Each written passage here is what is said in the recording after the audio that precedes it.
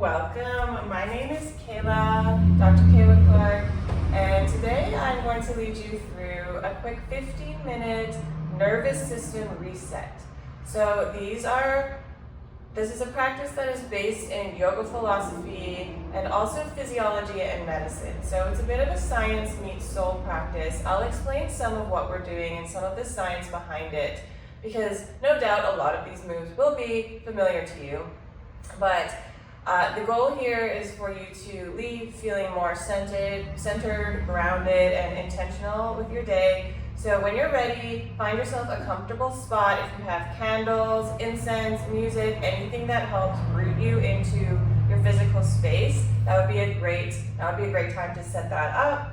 Prop-wise, if you have a block, that would be handy, or a pillow, or anything that you can sort of lift your hips with. If you want to be near a wall, that might be helpful as well. And then if you have any bolsters or blankets or anything else really that you need for your practice, grab that and I will meet you back here. To start, we're going to do some breathing and drop into our space. So find yourself a position where you can feel comfortable for a few minutes. Wherever that is, I want your spine to be straight. So whether you're sitting, maybe you're sitting on a block or a bolster cross-legged, maybe you're kneeling, maybe you're in child's pose, maybe you're lying down, wherever that is, feel comfortable and just arrive in your space. When you get there, bring your shoulders up, back, and down.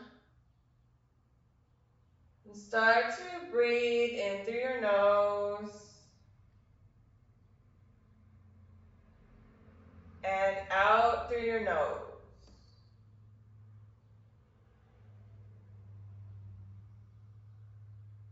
Now placing one hand on your chest and one hand on your belly. Continuing to take those full deep breaths in through your nose.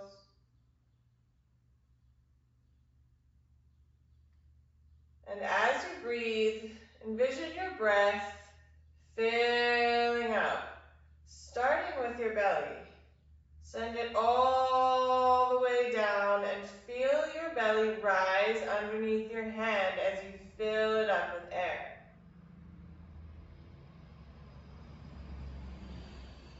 And then feel that expansion move up into your chest as your belly fills and that air moves into your diaphragm, into your lungs, into your throat. And exhaling here through the nose or the mouth, whatever feels more natural.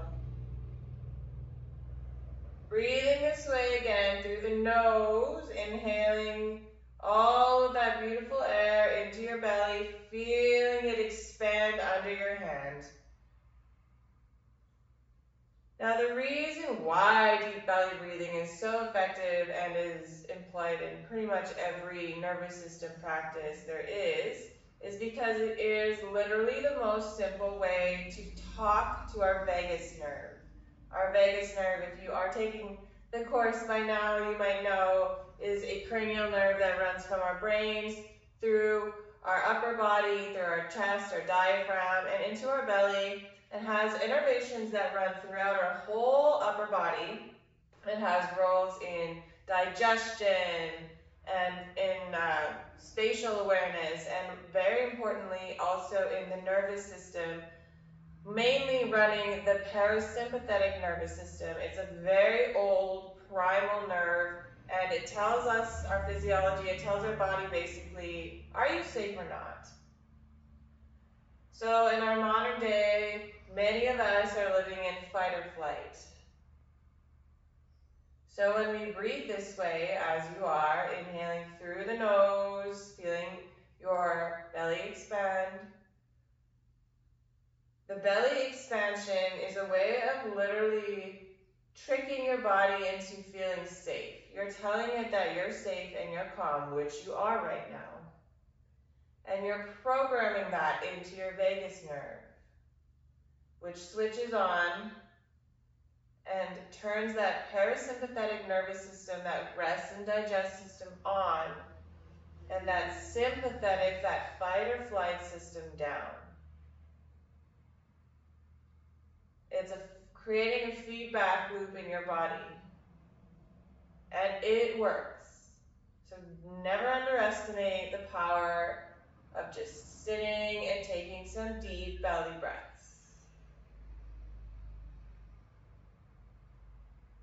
So if this feels good and you want to bring your practice deeper, maybe one day you're feeling particularly anxious or you're feeling a call to use your voice.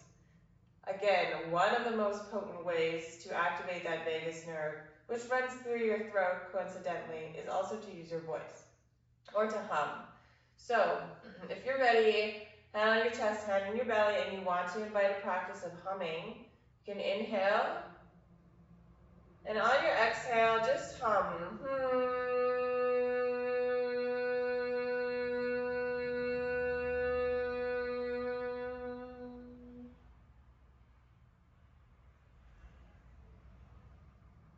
Inhaling.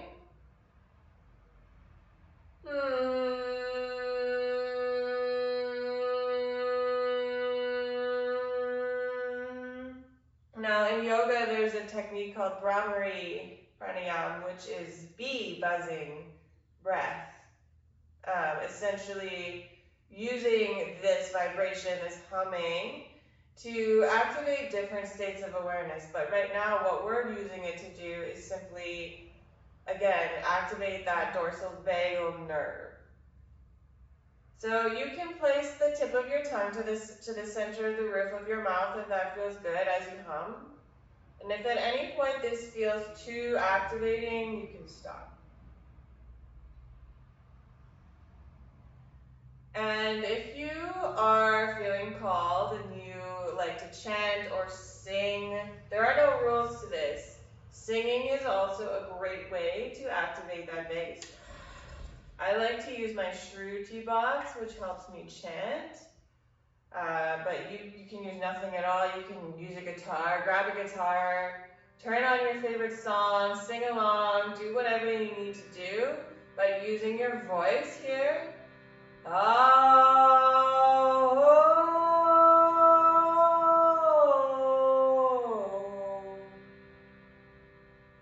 will also really help activate that nerve.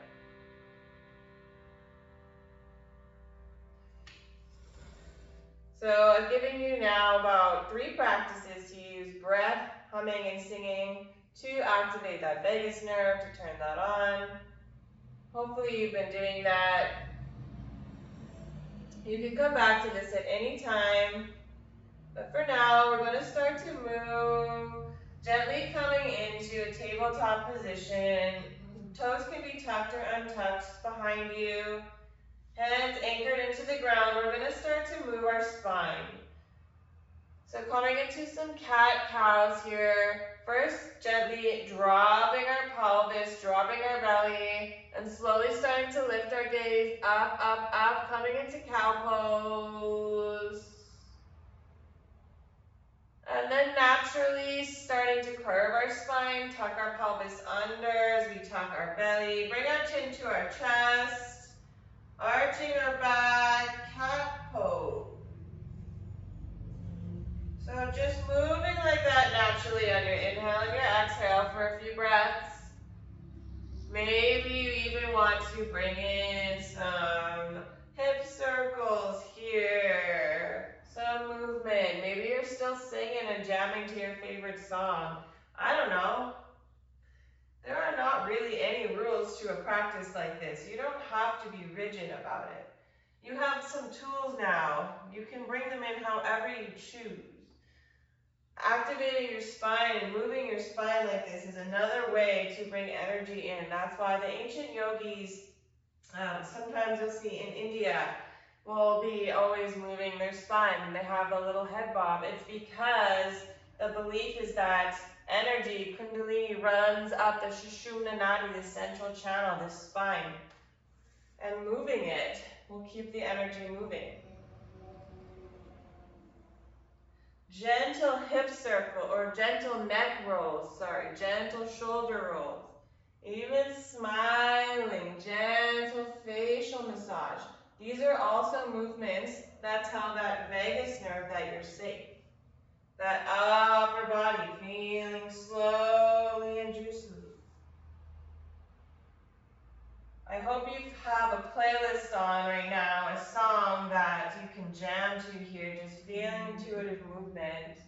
If not, I have one below. Always here, inviting the breath in through the nose, out through the nose. And then from here, we'll come into a gentle downward facing dog or a puppy pose. So pushing your hips up, back, and down. Feet and hands anchored. If this doesn't work for you, you can keep your knees down, push your butt back, and just stretch your arms out in front of you. Again, breathing, breathing. Look forward between your hands. Start to tiptoe your feet up. Inhale, halfway lift. Exhale, fold forward. From here, step your left foot back. Gently lower your left knee. Plant your left hand. Raise your right and come into a gentle twist. Now, if you're pregnant, this might not be the best option for you. In that case, you can keep your hands down and maybe come into a half splits here to whatever comfort level you can. Just take a moment to activate that hip capsule, really is what we're doing. So we're twisting our spine again, and then from here, coming down into a gentle lizard pose. Maybe doing some circles, some movement.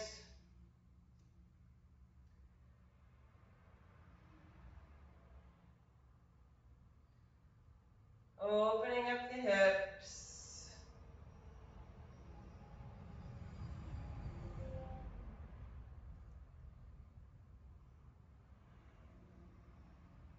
And then finding some stillness, either here for a moment, coming down if that feels better. But we store a lot in our hips. In Chinese medicine, hips are an area where a lot of emotion gets stuck. And I think we could probably all agree with that. If you've ever tried to open up your hips and maybe felt a surge of emotion or anxiety, that is likely why. It ties in again to our nervous system. It's a very vulnerable spot.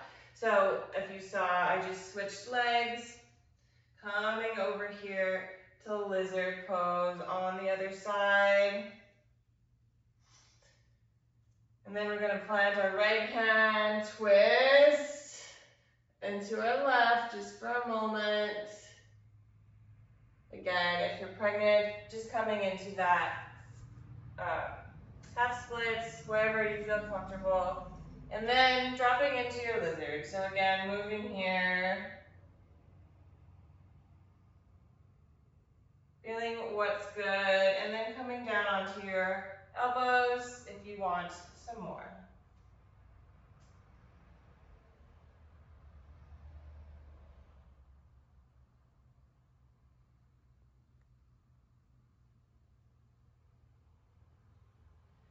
You might notice one side feeling tighter than the other. That is quite common physiologically and energetically. This can mean a few different things, but right now just take that awareness. And then as you come up out of your lizard, you can plant your hands, raise your back knee, pivot your feet forward, and just come into a wide-legged forward fold here. So maybe you have a block or a prop here that you want to lean on, or maybe you're on the floor. Wherever you are, just kind of let yourself rest and hang and open up those groin muscles.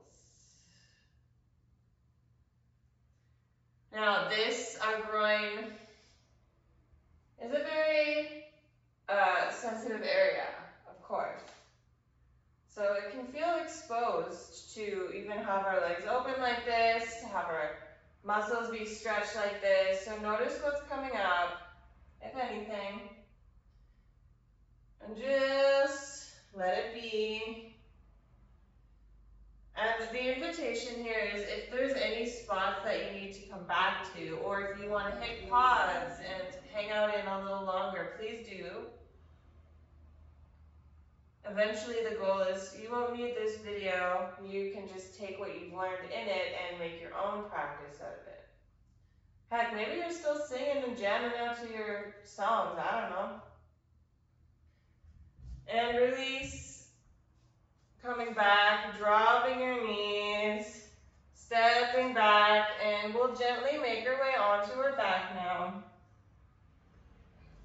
So this is where either I would say find a wall or grab yourself a block or a pillow. Either one will work. I will demonstrate, well, I won't demonstrate the wall, but what you're going to do is you're going to scooch your bum up to the wall and you're going to stick your legs up the wall. If you have a block and you're not near a wall, you can put the block either setting, either on its lowest or the middle setting, wherever you're at today, and scooch it under your sacrum, so that flat part of your lower back, and just relax here. So the hope is that your legs are elevated or your hips are elevated, and if you're in a supported bridge pose and you want to bring your legs up, this can be great. You can also bring your arms up, or your elbows and wrists are just stacked over your shoulders, so you're not really using any muscle to keep them upright. Just hanging out here. Again, for however long you would like. And what we're doing again is we're draining all the blood back to your heart, all the lymph back, so it can be circulated, excreted. Your nervous system, your cardiovascular system, your lymphatic system can move through all of this old stuff and like refresh.